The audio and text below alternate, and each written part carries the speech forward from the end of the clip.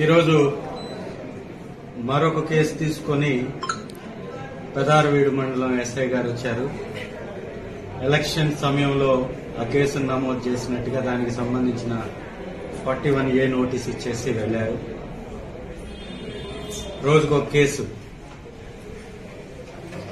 మొన్న ఒక 5 కేసులు, ఇదొక కేసు, 6వ కేసు. మళ్లీ దోర్నాల్ ఎస్ఐ గారు కూడా కాల్ చేశారు. వారు కూడా ఏదో 41A నోటీస్ పంపిస్తున్నానని చెప్పారు. వారికి నోటీస్ కోసం కూడా ఎదురు చూస్తా ఉన్నాను.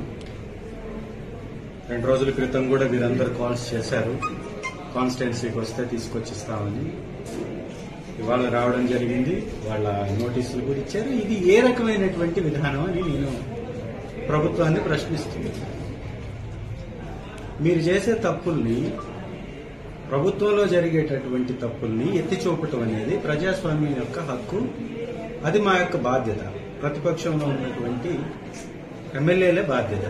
మా బాధ్యత మేము చెయ్యకపోతే తప్పు అవుతుంది తప్ప చేస్తే తప్పెట్లవుతుంది.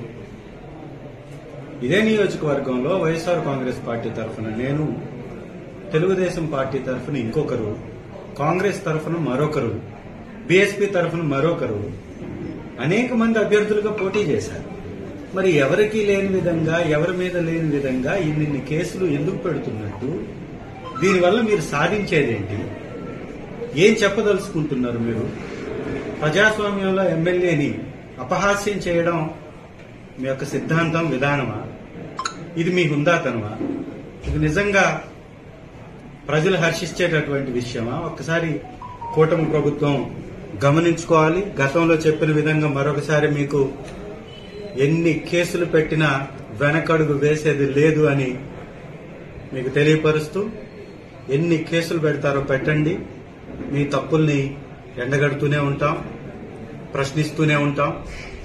మీ ప్రభుత్వంలో, ఈ నియోజకవర్గంలో మంచినీళ్లు సప్లై చేసేటటువంటి మీ తెలుగుదేశం అభ్యర్థి, మీ తెలుగుదేశం నాయకుడు ట్యాంకర్లో విషాన్ని కలిపారు.